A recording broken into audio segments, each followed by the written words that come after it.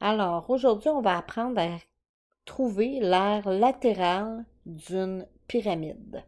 Alors, pour commencer, l'aire latérale se trouve à être toutes les surfaces qui sont autour de la base, donc tous les triangles qu'on peut voir autour du pentagone. Dans ce cas-ci, étant donné que c'est un pentagone, on a donc 5 triangles. On pourrait calculer, si on le voudrait, l'aire des 5 triangles en les prenant un en arrière de l'autre. Mais je vais vous montrer une façon beaucoup plus simple de trouver l'aire latérale d'une pyramide. OK?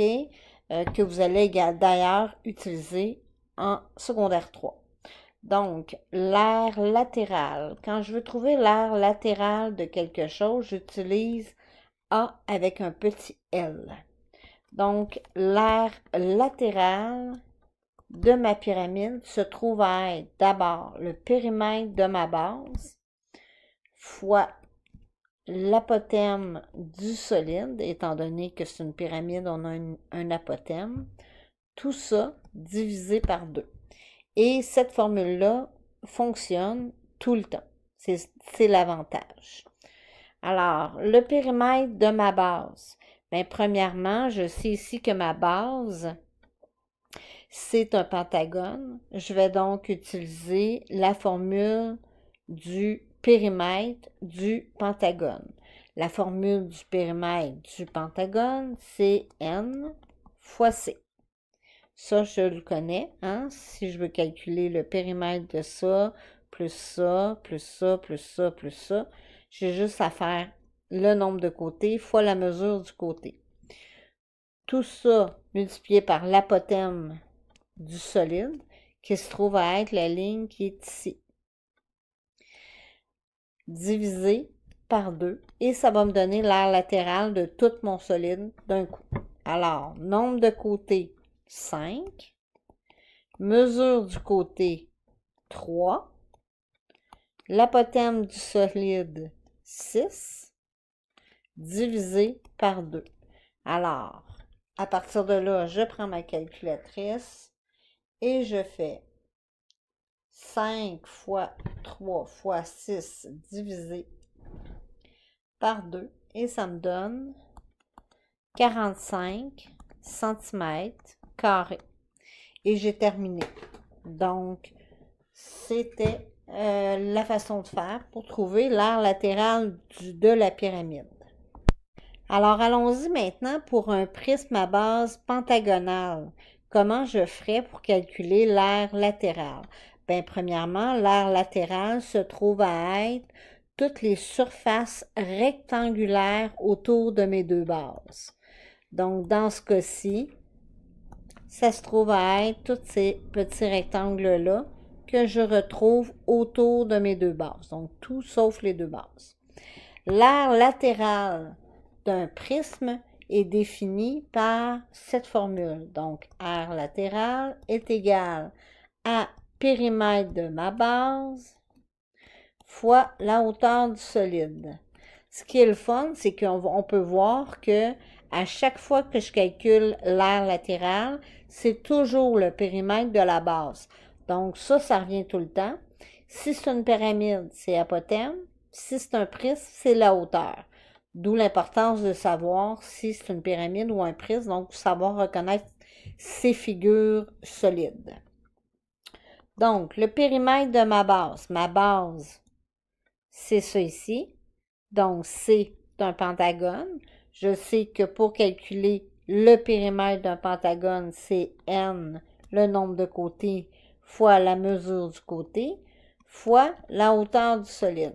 Donc, le nombre de côtés, j'en ai 5. La mesure du côté, 12, fois la hauteur du solide. Et là, il faut faire bien attention. Ce que je veux, c'est la hauteur du solide et non l'apothème qui est ici. Donc, très important, la hauteur du solide, c'est 20. Tout ce que j'ai à faire ensuite, c'est 5 fois 12 fois 20, qui me donne 1200 cm². Et je viens de trouver l'aire latérale de mon prisme.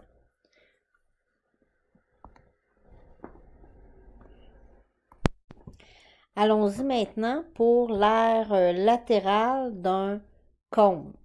Alors, l'aire latérale d'un cône, c'est encore la même formule que l'aire latérale d'une pyramide. Donc, périmètre de la base fois l'apothème du solide, tout ça divisé par 2.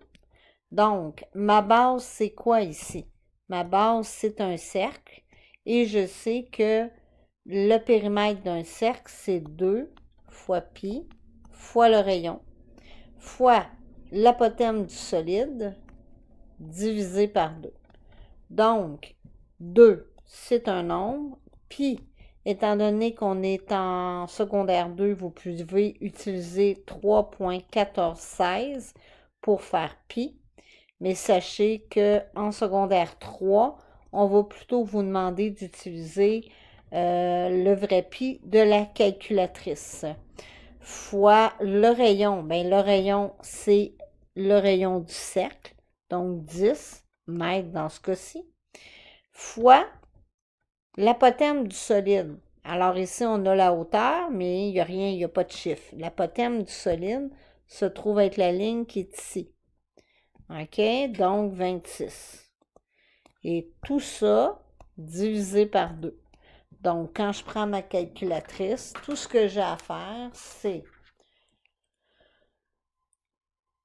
2 fois 3,1416, qui est la valeur de pi, fois 10, fois 26, divisé par 2, et ça me donne 816,82.